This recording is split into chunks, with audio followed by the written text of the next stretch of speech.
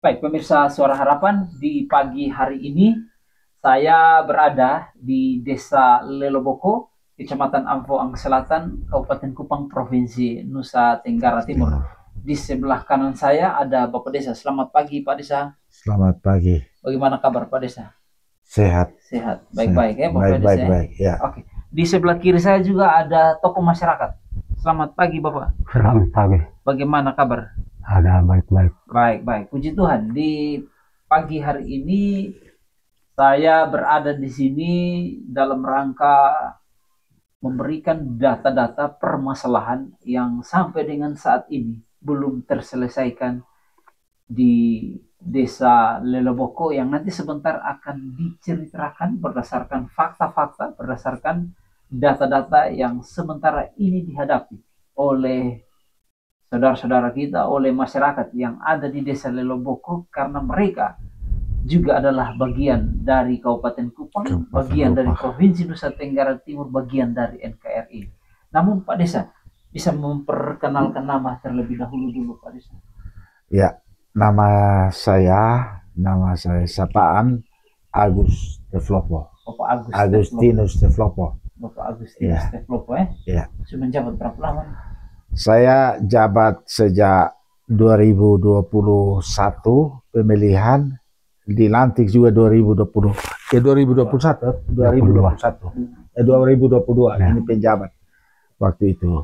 Jadi saya sudah berapa tahun? 2022, 23, 24, 3 tahun. 3 tahun. Yang sebenarnya harapan saya lagi 2 tahun lagi harus turun dari kepala desa, padahal tambah lagi 3 tahun. Ya, ini kepercayaan. Kepercayaan.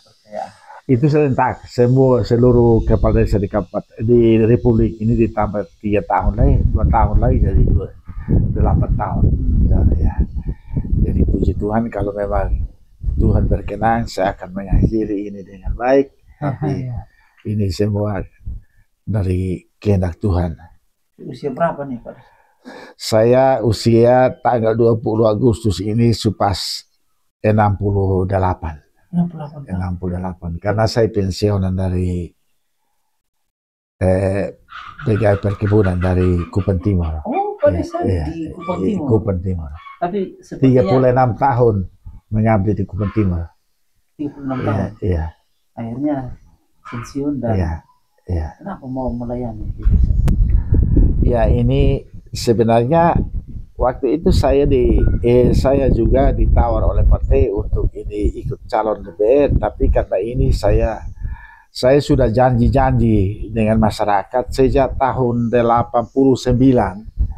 Itu mereka minta saya supaya calon kepala desa. Kita buatkan permohonan sampai di Bupati Meningka kasih izin, sampai di kepala dinas tidak mau kasih izin. Tidak, Pak Netu Ratu almarhum ada di samping gereja rumah ada di samping gereja Tarus Barat. Itu beliau tidak mau kasih izin karena kebetulan pada saat itu saya baru habis latihan ini Menteri Tani dan habis lantik beberapa tahun kemudian jadi beliau beralasan bahwa daerah ini capek-capek rugi kasih biaya selalu untuk sekolah, habis itu mau pulang jadi kepala desa. Kepala desa itu bisa pilih di hutan. Oh, jadi Bapak asli anak Leloboko? Anak Leloboko. Leloboko ini sudah berdiri berapa lama? Saya sendiri tidak tahu karena sejak saya ada, tapi menurut sejarah Leloboko ini Amfoang 6 kecamatan sekarang ini terdiri atas 6 kefetoran besar dan yang paling tertua adalah Desa Leloboko. Desa Leloboko paling tertua dari 5 kefetoran yang lain. Dan desa-desa yang ada di di ini semua pemekaran dari Leloboko ke OAM 1, OAM 2 itu mekar dari desa kefetoran Lelogama, Bayuf. Ini di Tweluf. Dan yang lain-lain itu Tebelam Nune seperti Bioba Baru, ada Naikliu, ada Wepole, itu Tebelam Nune. Kalau PLU Leloboko Pak. Ya.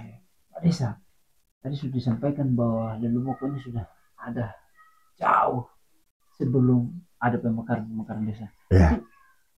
Masalah apa sih sampai sekarang yang belum terselesaikan, yang masih terus digumuli sehingga bisa keluar dari permasalahan ini? Apa sih sebenarnya yang terjadi di desa ini? Iya, kalau mau lihat artinya pergumulan para pimpinan yang terdahulu bahkan sampai sekarang kami, kalau saya tidak mau menyangkal pembangunan yang dirintis oleh pendahulu kami, karena mereka capek. Jadi yang namanya pemimpin kita tingkatkan, kita tidak mungkin merubah sesuatu ini daerah itu menjadi baru semua, tapi kita tingkatkan mereka yang sudah rintis dahulu. Jadi saya tidak bisa kasih salah mereka karena pada saat itu kita hanya sebenarnya Leloboko ini, tapi kembali kepada karakter kami sebagai masyarakat. Karakter kita sebagai masyarakat diajar untuk baik, sebentar kami anggap tidak baik, jadi kami simpan saja begitu. Contoh macam sebenarnya ada perhatian pemerintah yang salah satu pemerintah LSM sendiri masuk dalam desa ini, tapi kembali kepada karakter masyarakat kita ini yang harus, saya sendiri tidak tahu lagi harus buat bagaimana, harus berubah ini karakter masyarakat supaya kita bisa membangun ini desa Leloboko. Kalau contoh macam ke jalan-jalan ini, ya ini tanggung jawab negara, tanggung jawab daerah sebenarnya, bukan benar. Kalau dulu masyarakat ini jalan ini dibangun sebelum mungkin saya masih umur kecil-kecil, karena itu camat Melius, camat pertama kali Amfoa, camat Melius ini sudah bangun, tapi dia kondisinya seperti ini. Bahkan setelah saya cek waktu lalu tidak ada status. Iya tidak. Tapi katanya sudah ada ya Bapak, katanya sudah ada, kemarin Pak Camat bilang sudah ada statusnya provinsi. Jadi kita melihat saja setiap musrembang cam tiap tahun kami angkat terus ini jalan ini, tapi toh yang datang tidak kunjung tiba. Nah, itu yang itu masalahnya di apa kok sampai Bapak usul tapi belum. Saya sendiri tidak tahu, karena ini penentuan ada di pemerintah daerah, pemerintah provinsi dan pusat. Tapi sebagai masyarakat, kami tetap berusaha karena demi kepentingan masyarakat kita yang ada di bawah. Ya. Selain infrastruktur jalan ini, kira-kira apa yang menjadi masalah yang belum terselesaikan? Ya, masalah yang belum terselesaikan di sini, puji Tuhan, kami juga bersyukur kepada pemerintah sudah perhatikan masyarakat ini. Teristimewa kami Leloboko sudah ada lampu. Kalau dulu tidak ada lampu seperti ini. Dulu orang listrik. Tua ya listrik tidak ada, tapi sekarang sudah ada. Nah, yang masih menjadi pergumulan masyarakat sini bersama-sama dengan pemerintah desa yaitu jalan. Soal ekonomi masyarakat, saya pikir kalau sebuah daerah itu dia maju apabila kalau jalannya bagus, mendukung jalannya bagus, karena itu ekonomi masyarakat bisa lancar, Pak. Tapi kalau jalan seperti ini, orang sini contoh macam di sini potensi ada pisang, ada buah-buahan, tapi tidak bisa dijual keluar karena harus ojek dari sini sampai Lelogama sudah ini, apalagi jauh dari pasar sini satu kali di Lelogama saja. Ya, jadi kendala ini ekonomi masyarakat masih morat-marit, karena kalau menurut saya sebagai pimpinan di sini, saya anggap ini jalannya faktor utama dari tidak mendukung. Malah ada masyarakat yang tiap hari Sabtu itu dia piko ini pisang mentega ini jual di pasar Lelogama, dan iya jalan kaki. Ada yang dia muat di oto, tapi faraknya sangat tinggi karena infrastruktur ini tidak mendukung. Ya. Ya. Oke, di sebelah kiri ada tokoh masyarakat. Ya. Iya, Bapak tadi nama siapa dulu, Bapak? Martinus Baitano. Bapak Baitano, Bapak. Ya. Kalau Bapak melihat kondisi di sini ya, selain jalan tadi, faktor yang paling nampak yang kita lihat adalah air bersih juga. Air bersih kita di sini ya, tahun ini dia hujan terus, tapi ke tahun-tahun yang lalu bulan-bulan begini ini botong bisa ada di rumah lain. Botong pun pekerjaan sehari-hari hanya cari air. Nah, jadi di sini memang ada bantuan yang masuk, tapi permasalahannya debit air sangat kurang. Ya, walaupun botong kerja di kampung sini sudah pipa, tapi ketika musim kemarau panjang debit air kurang, kita mulai susah. Pokoknya masuk bulan Juni seperti ini, potong semua lari dengan air. Yang potong sebut bila mau basiram, itu lebih setengah potong mau minum saja setengah mati. Ya, itu satu permasalahan yang paling besar sampai dengan hari ini. Dan lewat pemerintah juga ada berupaya untuk kalau bisa kami gali sumur. Nah, tapi ya maaf karena kita di pegunungan, jadi sulit untuk kita dapat cepat. Itu mungkin hal yang pertama. Hal yang kedua yang kami rasakan juga karena kami tanah liat. Nah, jadi itu hampir tiap tahun longsor ini jalan terus. Perumahan ini juga ada yang kena rusak. Jadi itu dua permasalahan yang kami lihat.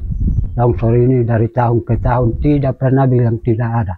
Dia harus ada. Malah jalan ini kalau waktu mau tembus ke bawah ini agak sulit. Untung 1-2 hari ini hujan berhenti. Tapi kalau kemarin hujan terus, foto longsor bisa lewat. Karena longsor.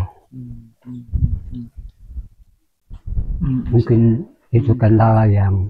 Oke, tadi sudah ditambahkan dari mewakili tokoh masyarakat bahwa kendala yang dihadapi di tempat ini adalah masalah infrastruktur yang disampaikan oleh Pak Desa, masalah air bersih, masalah longsor tadi.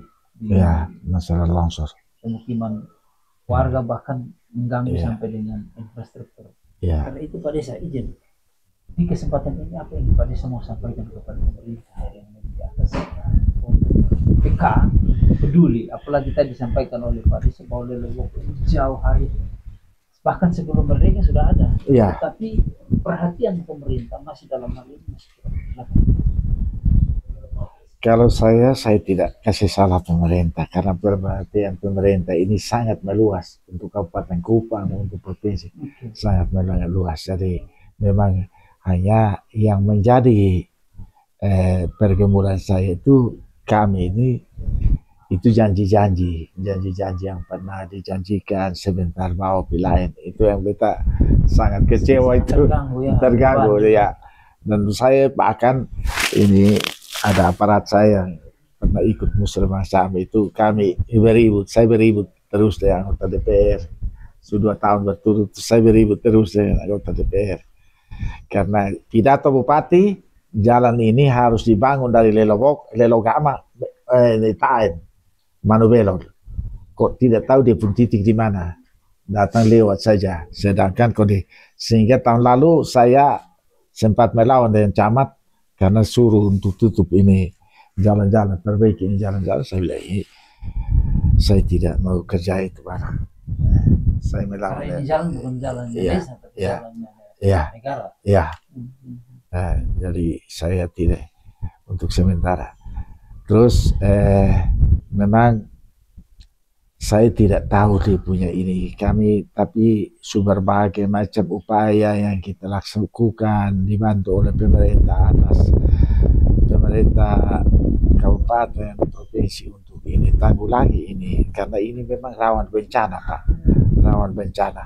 Lelewok ini termasuk kategori rawan bencana sampai masyarakat timbul penyesalan. Kalau dulu kita di kampung lama tidak seperti ini, tapi itu sudah sebenarnya saya bilang begini, kalau dulu di kampung lain belum tentu betul lihat ini listrik.